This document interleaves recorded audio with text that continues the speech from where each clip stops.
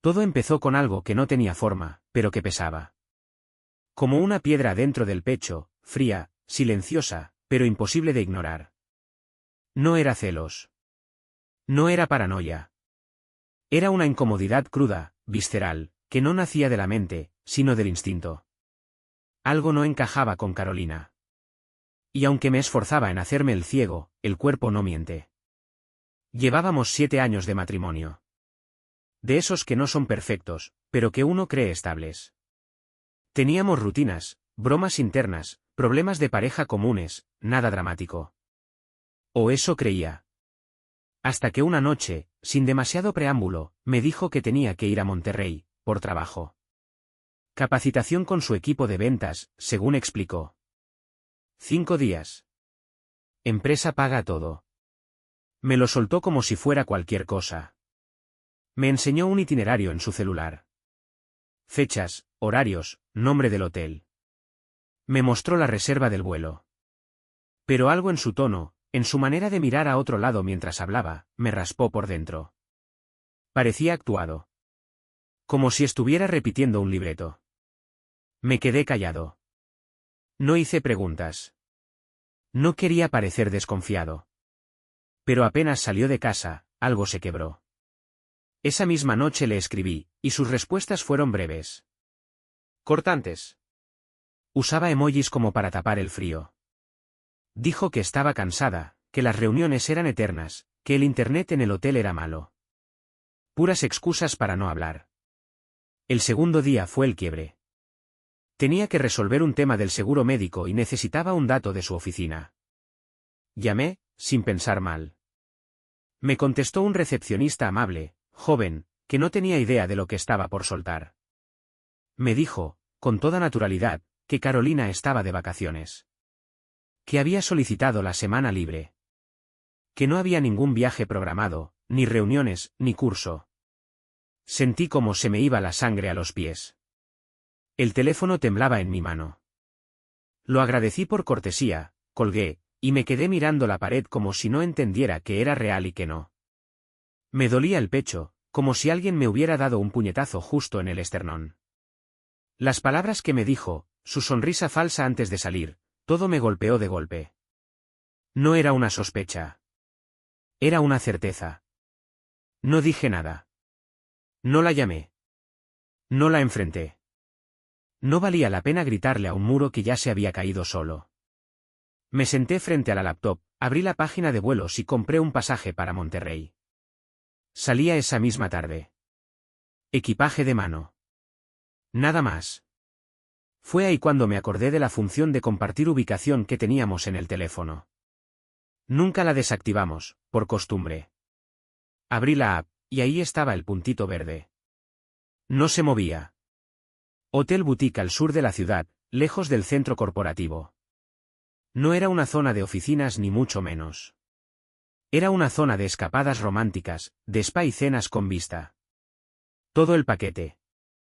Y ahí fue cuando entendí todo. Las noches que decía estar agotada por el trabajo, pero se iba al gimnasio con labial rojo. Las veces que su celular estaba en modo no molestar sin motivo. La risa nerviosa cuando le preguntaba con quién estaba hablando. Los mensajes borrados. Las llamadas que atendía en el balcón. El nuevo perfume. El esfuerzo por mantenerme al margen. Todo tenía sentido. Fui al aeropuerto sin decirle nada a nadie. No quería explicaciones. No quería compasión.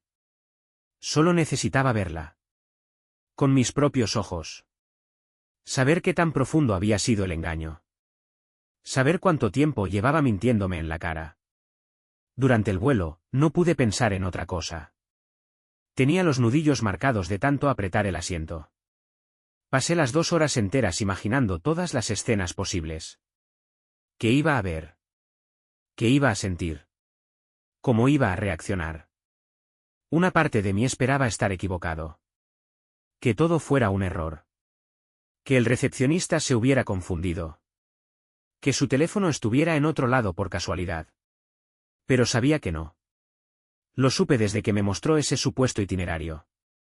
Desde que lo hizo con tanta seguridad, como si ensayara una obra. Desde que me abrazó antes de salir con un entusiasmo extraño. Como si no estuviera despidiéndose de su esposo, sino huyendo de él. Al aterrizar, tomé un taxi sin pasar por el hotel. Le di al chofer la dirección exacta que marcaba su teléfono. Íbamos en silencio. Yo miraba por la ventana, viendo cómo el atardecer pintaba los edificios con tonos anaranjados. Sentía que todo eso era un decorado artificial, una ciudad que solo existía para revelarme una verdad que no quería conocer. Cuando llegamos, lo confirmé, era un lugar de lujo. De esos con plantas perfectamente recortadas en la entrada y recepcionistas que sonríen aunque te estén juzgando. Pedí que me señalaran el restaurante del hotel. Me dijeron que estaba en la terraza, con vista a las montañas. Y allá fui, con pasos firmes y un nudo en la garganta. Lo que pasó después, lo cuento en la próxima parte. Porque si lo dijera todo de una vez, no tendría el impacto que merece. Pero te adelanto algo, cuando la vi, no hubo gritos. No hubo golpes. No hubo lágrimas. Solo un silencio tan poderoso que le borró la sonrisa al instante. Aterrizar en Monterrey me dejó un sabor raro en la boca, como si el aire fuera más espeso, más difícil de tragar. El cielo estaba teñido de naranja cuando salí del aeropuerto y tomé un taxi. No llevé equipaje, solo el peso de una verdad que no quería confirmar, pero que ya sentía en los huesos. El conductor era callado, como si percibiera que no era el momento para conversaciones livianas. Miraba por la ventana, observando cómo el paisaje urbano iba dando paso a zonas más elegantes, más exclusivas. Hasta que llegamos al hotel. No era un hotel cualquiera. Era de esos lugares que se diseñan para parecer una fantasía. Jardines perfectamente simétricos, personal con sonrisas entrenadas, luces tenues que prometen intimidad y lujo. No hacía falta investigar mucho para saber que ahí no se venían a cerrar negocios. Se venían a abrir camas. Entré con paso seguro, aunque por dentro las piernas me temblaban. Pregunté por el restaurante. Me dijeron que estaba en la terraza, con vista a la sierra. Un lugar romántico, silencioso, privado. El corazón me retumbaba en el pecho, no por nerviosismo, sino por la anticipación del golpe. Sabía que lo que iba a ver me iba a romper en mil partes. Pero necesitaba mirar el daño de frente. Subí las escaleras y la encontré ahí. ¿Carolina? Mi esposa. Vestida como hacía años no se vestía para mí. Maquillada, con ese brillo en los ojos que yo no le veía desde que éramos novios. Estaba inclinada hacia el hombre que tenía enfrente, riéndose de algo que él decía, tocándose el cabello como solía hacer cuando quería coquetear sin parecer obvia. El tipo no era un adolescente jugando a ser galán. No. Era un hombre de unos 50, con el cabello canoso perfectamente peinado, un traje caro que gritaba, éxito, y una sonrisa cómoda, como si estuviera acostumbrado a tener todo lo que quería. Tenían copas de vino tinto a medio servir, platos aún sin tocar y velas encendidas que titilaban con la brisa suave de la terraza. No era una cena de negocios. Era una cita. De las buenas. No me detuve a pensar. Caminé hacia su mesa como si el tiempo se hubiera ralentizado. Todo se volvió silencio a mi alrededor. Los cubiertos, las conversaciones de otras mesas, incluso mi respiración. Solo existía ese momento. Me acerqué, tomé la copa que estaba frente a ella, la probé sin apuro, y la observé. Firme. Presente. Sin necesidad de palabras. Su rostro cambió de inmediato. El gesto que tenía de felicidad se derrumbó como un castillo de arena con la primera ola. Primero vino el susto. Luego el pánico. Finalmente, una máscara de incomodidad. Intentó recomponerse, como si estuviera ante una cámara. Pero sus manos la traicionaban. Temblaban. Él, en cambio, se tensó. No sabía quién era yo. Pero supo de inmediato que algo no estaba bien. Me miró con esa mezcla de arrogancia y nerviosismo que tienen los hombres cuando la realidad les arruina la fantasía. Se acomodó en su silla. Cruzó los brazos. Lo vi intentar calcular si debía intervenir, si debía decir algo, si era momento de protegerla o de protegerse. Carolina, la mujer que había jurado amor eterno, empezó a soltar palabras que yo ya no escuchaba. Sé que intentó justificarse. Vi cómo movía los labios, cómo gesticulaba, cómo señalaba cosas que no tenían sentido. Supe que dijo que era un cliente, o que era una reunión improvisada, o que todo era un malentendido. Seguramente añadió alguna frase sobre sentirse confundida, sobre no saber qué quería, sobre estar en un momento complicado de su vida. Pero nada de eso llegaba a mí. Era como si el sonido se hubiera apagado. Lo único que podía oír era la confirmación dentro de mi cabeza. Una a una, las piezas del rompecabezas caían en su lugar. Las noches que salía al gimnasio con perfume. Los nuevos bloqueos en su celular. Las llamadas desde el baño con la puerta cerrada. Las conversaciones que acababan cuando yo entraba a la habitación. Todo, absolutamente todo, tenía sentido ahora. La traición estaba servida. Y venía acompañada de vino tinto y velas encendidas. No armé un escándalo. No levanté la voz. No hice una escena que luego se viralizara. No me rebajé al nivel del drama que ellos estaban protagonizando. Porque ese no era mi papel. Yo ya no era parte de esa historia. Yo era el espectador que acababa de entender que el guión se había escrito a mis espaldas. Me di la vuelta sin decir palabra. Sentí los ojos de los meseros, de los otros comensales, del propio amante. Todos viendo si yo haría algo más. Pero no. Lo peor ya lo había visto. Y lo peor no fue verla con otro. Fue ver la felicidad en su cara. Una que hacía tiempo no me regalaba a mí. Una que tal vez nunca fue real. Bajé por las escaleras con el cuerpo entumecido. Afuera la noche ya había caído del todo. Y en mi pecho, lo único que quedaba era la certeza de que la persona con la que había compartido mi vida, nunca estuvo realmente conmigo. Esa fue la noche en que dejé de amarla. Y la noche en que empecé a planear su final. Volví a casa 2 días antes de lo previsto, como un ladrón entrando a su propia vida. Nadie me esperaba. La casa estaba intacta por fuera, pero por dentro ya se sentía ajena. No porque algo físico hubiera cambiado, sino porque la energía era otra. El aire era más denso. Como si las paredes hubieran absorbido la mentira y ahora la transpiraran en silencio. Carolina no estaba. Ni un mensaje, ni una llamada, ni una pista de su regreso. Esa noche dormí en nuestro cuarto, solo, sin tocar nada, solo observando el techo como si ahí pudiera encontrar una explicación. Pero no buscaba consuelo. Buscaba señales. Al día siguiente, al mediodía, regresó. Entró como si nada, pero al verme en la sala, el cuerpo se le tensó. No esperaba encontrarme ahí. Lo supe por la forma en que tardó un segundo de más en cerrar la puerta, por cómo intentó forzar una sonrisa sin éxito, y por cómo su mirada se quedó anclada en el suelo. Intentó justificar lo que había hecho. Supe que usó palabras como confusión, soledad, momento difícil. Dijo que lo de Monterrey no fue lo que parecía, que no sabía cómo explicarlo, que todo se había desbordado. Pero yo no dije nada. No le di ese lujo. No le ofrecí la posibilidad de limpiar su culpa con un intercambio emocional. Mi silencio era su espejo, y no le gustaba lo que veía reflejado. No la insulté. No la interrogué. No la reté. Porque ya no necesitaba respuestas. Porque ya sabía todo. La noche anterior, apenas llegué, me puse a revisar su computadora. Siempre dejaba sesiones abiertas, y el navegador fue una mina de oro. Primero encontré los recibos del hotel, habitación con vista, masajes para 2, cenas temáticas. Luego los mensajes. Usaba una cuenta secundaria, probablemente creyendo que era a prueba de tontos. Pero nada lo es cuando el que investiga ya ha perdido el miedo. Ahí estaba todo, su relación con el tipo, cuyo nombre resultó ser Julián. La forma en que hablaban, como si yo no existiera, como si la vida real fuera un estorbo entre ellos. Hacían planes. Se mandaban fotos.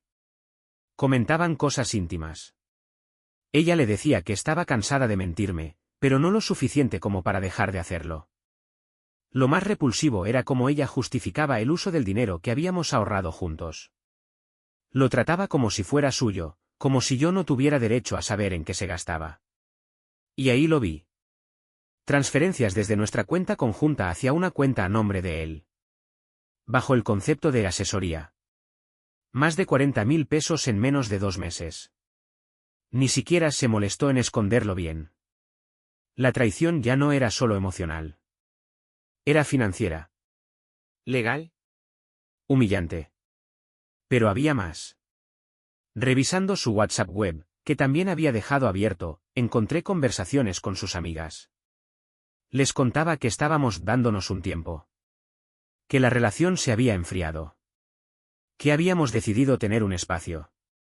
Les aseguraba que yo estaba de acuerdo. Que sabía que estaba viajando sola. Que todo era claro entre nosotros. Algunas amigas la apoyaban. Otras solo respondían con emojis de sorpresa.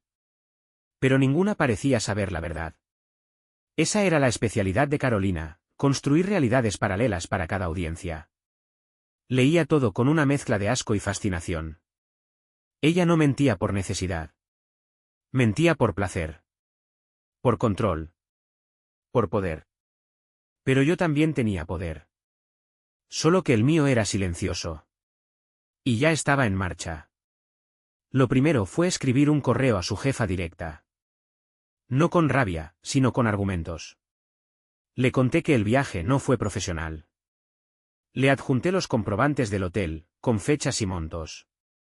Las capturas de pantalla donde se veía que el acompañante no era un colega. Las imágenes del restaurante, donde claramente se notaba que no había ninguna convención ni seminario. Era una escapada romántica, y nada más. Lo envié desde una cuenta nueva, sin firma. No necesitaba reconocimiento. Solo justicia. Luego, rastreé a la esposa de Julián. Bastó con buscar su perfil en redes sociales. Una cuenta pública, llena de fotos familiares, frases de autoayuda y comentarios cariñosos entre ellos. El tipo seguía haciendo su papel de esposo ideal mientras jugaba a las fantasías con mi esposa. Me costó decidirme, no por dudas, sino por respeto. No era justo que ella viviera engañada como yo lo había hecho. Le redacté un mensaje corto. Sin insultos. Sin exageraciones. Solo la verdad, desnuda y cruda. Le adjunté capturas, audios, pruebas. Le expliqué que no buscaba venganza, sino que ella también pudiera decidir con conocimiento. Terminé con una sola línea, que me dolió más de lo que esperaba, pensé que debía saberlo. No lo envié de inmediato. Lo leí 3 veces. Dudé una cuarta. Pero al final, lo mandé. Porque algunas verdades no pueden seguir escondidas, aunque duelan. Esa noche, cenamos en silencio. Ella en la cocina, yo en el estudio. Hacíamos como si nada, pero los dos sabíamos que algo había cambiado para siempre. Ella todavía creía que podía recuperar el control. Que una buena actuación podía arreglarlo todo. Pero lo que no sabía es que yo ya no quería respuestas. Quería consecuencias. Y eso es exactamente lo que estaba preparando. Porque a veces, el silencio no es resignación. Es el eco de una tormenta que se está armando. Y la mía venía con todo. No pasó ni una semana desde que envié los correos cuando comenzaron a llegar los efectos. La primera en reaccionar fue la jefa de Carolina. La respuesta no fue inmediata, pero llegó de la forma más clara posible, una llamada de recursos humanos, una reunión urgente y un correo de suspensión preventiva. Carolina, aún sin entender el alcance de todo, intentó justificarse con frases recicladas, que era parte de un plan de fidelización de clientes, que había pagado parte del viaje con dinero propio, que se trataba de una situación malinterpretada. Pero las pruebas hablaban por sí solas. Las fechas, los recibos, las capturas de pantalla, todo estaba meticulosamente ordenado. Había facturas cargadas a la tarjeta de la empresa, comidas que nunca existieron, gastos personales escondidos entre conceptos laborales. El viaje no fue profesional, ni accidental. Fue una mentira bien vestida. La empresa actuó rápido. Tenían una reputación que cuidar. Le retiraron acceso al sistema, le cancelaron los correos y le pidieron que no se presentara más en la oficina. En una semana, pasó de ser la gerente carismática a convertirse en una empleada que debía ser investigada por conducta inapropiada y uso indebido de recursos corporativos. Lo siguiente vino de parte de la esposa de Julián. No me respondió directamente, pero no hizo falta. Publicó un largo mensaje en su perfil de Facebook. Una carta abierta, dirigida a todas las mujeres que creen que pueden construir felicidad sobre ruinas ajenas. No mencionaba a Carolina por nombre, pero las fotos que compartió eran más que suficientes. Capturas de los mensajes, imágenes de ellos juntos, fechas cruzadas con aniversarios de boda. Incluso subió una captura de la transferencia bancaria con la nota de asesoría. El nivel de exposición fue quirúrgico y devastador. La publicación se viralizó entre su círculo y, rápidamente, entre el mío. Amigos comunes comenzaron a llamarme. Algunos no sabían nada. Otros habían sospechado pero nunca se atrevieron a decirlo. En menos de 48 horas, Carolina dejó de ser la mujer admirada y respetada para convertirse en el centro de los murmullos y los juicios. Las invitaciones desaparecieron. Las amistades se evaporaron. Su reputación, cuidadosamente construida durante años, colapsó como un castillo de naipes. Y entonces, ella se quebró. Perdió el trabajo. Perdió al amante. Perdió el control. Intentó volver a hablar conmigo, esta vez desde otro lugar. Ya no era la mujer segura, ni la que justificaba todo. Era otra versión. Una más pequeña. Más desesperada. Dijo estar confundida. Dijo que había actuado bajo presión. Que las cosas se le habían ido de las manos. Que no quería perderme. Que nuestro matrimonio valía más que un error. Pero lo que ella no entendía es que su error no fue una noche de intimidad con alguien más. Fue el desprecio sistemático por nuestra vida compartida. Fue usar mi confianza como trampolín para su doble vida. Fue gastar nuestros ahorros en su aventura. Fue mentir sin pestañear mientras se miraba al espejo todos los días. Y yo ya no era el hombre dispuesto a escuchar más. Pero aún quedaba un último acto. Uno que sellaría la historia. Organicé una cena. Nada formal, pero con intención. Invoqué la idea de un encuentro de cierre, una oportunidad para reencontrarnos con nuestros amigos más cercanos, después de tanto caos. La gente aceptó, con curiosidad disfrazada de solidaridad. Todos querían saber qué había pasado en realidad. Carolina también asistió, vestida con un esfuerzo por parecer serena, como si aún pudiera controlar la narrativa. La reunión fue en un salón privado de un restaurante pequeño, con luces tenues y mesas largas. Se sirvieron copas, se compartieron recuerdos. Parecía un reencuentro sincero. Hasta que me puse de pie, agradecí la presencia de todos y pedí unos minutos de atención. Apagué las luces. Se encendió el proyector. El título apareció, blanco sobre negro, sin adornos. El viaje de negocios de Carolina, estudio de caso sobre la infidelidad. Silencio. La primera diapositiva fue una imagen del hotel, con la fecha del check-in. Luego, una captura del itinerario falso que me había mostrado. Después, las transferencias desde nuestra cuenta. La cara de Julián. Los mensajes de WhatsApp. Las fotos de la cena romántica en la terraza. Todo cronológicamente armado.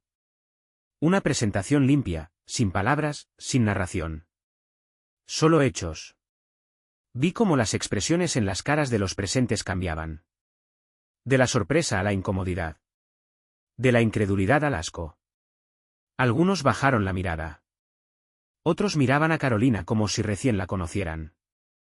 Ella se quedó helada. Ni siquiera trató de hablar. Solo respiraba hondo, tragando saliva, deseando que el suelo se abriera. La última diapositiva tenía una sola frase. Solo quería que la verdad se escuchara una vez. Ahora ustedes pueden decidir en qué historia creen. Se hizo un silencio tan profundo que podía oírse el zumbido del proyector. Después, lentamente, lo apagué, agradecí nuevamente la presencia y me senté. Nadie dijo nada por varios minutos. Luego, poco a poco, la gente comenzó a levantarse. Algunos se acercaron, me dieron una palmada en el hombro. Otros salieron sin mirar atrás. Carolina se quedó sola, sentada frente a una copa de vino que ya no sabía igual. Esa noche no durmió en casa. Ni la siguiente. Y ya no volvió. Lo que empezó como un viaje de negocios terminó siendo una lección pública sobre lo que pasa cuando uno subestima el valor de la verdad. El juicio se acercaba. El divorcio era inevitable. Pero, en realidad, todo lo importante ya se había resuelto. La mentira se había desplomado. Y ella había quedado atrapada bajo sus escombros. El día de la audiencia final llegó con una calma sospechosa. No había tormenta, no había dramatismo. Solo ese silencio que precede al cierre de una historia que ya no da para más. Yo estaba preparado. No solo por las pruebas, sino por la serenidad que da saber que uno ya no tiene nada que demostrar. Todo lo que había que decir, ya se había dicho. Todo lo que tenía que verse, ya estaba frente a los ojos de todos. Carolina llegó acompañada de una abogada joven, elegante, visiblemente incómoda con el caso. Tal vez ya conocía los detalles. Tal vez no quería involucrarse más de lo necesario. Ella, en cambio, mostraba un rostro distinto al de semanas anteriores. Ya no había lágrimas ni súplicas. Solo ese gesto vacío de quien empieza a entender que la realidad no se puede revertir con encanto. Mi abogado, tranquilo como siempre, llevaba una carpeta que pesaba más por lo que significaba que por lo que contenía. En ella estaban las pruebas, los recibos del hotel, las capturas de pantalla, las transferencias bancarias, las conversaciones archivadas, los registros de ubicación. Todo debidamente ordenado, fechado y validado. No era una acusación. Era un testimonio completo de lo que había sido una traición meticulosa. El juez, imparcial y serio, no tardó en ver lo que había frente a él. La línea de tiempo era clara. El daño, evidente. La responsabilidad, innegable. No se necesitaba emoción ni lágrimas para argumentar lo que los hechos gritaban por sí solos. El fallo fue contundente. Me otorgaron el control total sobre los bienes compartidos. La casa, el vehículo, las cuentas. Todo. El intento de Carolina por solicitar una pensión alimenticia fue rechazado sin necesidad de debate. La conducta demostrada en el expediente bastaba para invalidar cualquier reclamo económico.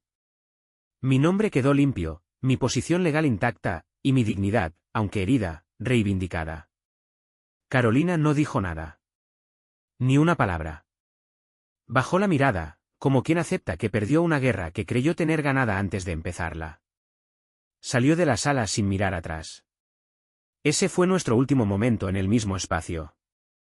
Una despedida sin palabras, sin abrazos, sin disculpas. Solo la distancia inevitable entre alguien que eligió la mentira y alguien que eligió la verdad. Su vida, después de eso, se redujo a cenizas. Perdió el trabajo, el prestigio, los amigos que alguna vez la defendieron. Julián, su amante, desapareció del mapa. La bloqueó de todo, borró las fotos, fingió que nunca la conoció. Se fue con la esposa por la que decía no sentir nada. Carolina terminó mudándose con su hermana en un departamento prestado. Sin ingresos, sin respaldo, y con una historia que todos conocían, pero nadie quería tocar. Yo, por mi parte, no celebré. No hubo brindis. No hubo fiesta. Solo la sensación de haber cerrado un capítulo sin necesidad de violencia. Porque a veces, la mayor forma de justicia es la exposición completa y ordenada de la verdad. Y la verdad, cuando se muestra sin rabia, es más letal que cualquier grito. Una noche, volviendo del trabajo, encontré mi vieja libreta de notas en un cajón. La misma que usaba para anotar ideas, sueños, planes. Me senté en el comedor, abrí una página en blanco, y escribí una sola frase. Cuando alguien elige la fantasía en lugar de la lealtad, que viva solo en ese sueño. La cerré sin añadir nada más. Porque esa línea lo resumía todo. Semanas después, tomé una decisión. Me fui solo a la costa. A ese mismo lugar donde ella dijo que estaría en su falso viaje de negocios. Quise pisar el escenario de su mentira, pero esta vez con un propósito distinto. No para confrontar, sino para resignificar. Quise recuperar ese espacio, no para olvidar, sino para mirarlo con nuevos ojos. Los de alguien que ya no carga con culpas ajenas. Al llegar, caminé por la playa al atardecer. Me senté en la arena, con el mar golpeando suave y constante. El cielo se teñía de colores que parecían salidos de un cuadro, naranjas, violetas, rojos tenues. No había música, ni voces, ni necesidad de compañía. Solo el sonido del agua y mi respiración. Ahí entendí algo. No todo se cura. Hay heridas que no cierran del todo. Pero uno aprende a vivir con las cicatrices. Y lo más importante, aprende a usarlas como escudo, no como excusa. En ese instante, solo, frente al mar, me permití cerrar los ojos y sonreír por dentro. No porque todo estuviera bien, sino porque, por fin, ya nada estaba mal. Me levanté, sacudí la arena de mi ropa, y emprendí el regreso. Más liviano. Más entero. Y mientras me alejaba de la costa, una frase me dio vueltas en la cabeza. Una que, con los días, se volvió mi verdad personal. Las mentiras tienen una característica curiosa, no se deshacen cuando se descubren, sino cuando uno deja de creer en ellas. Y yo, por fin, había dejado de creer.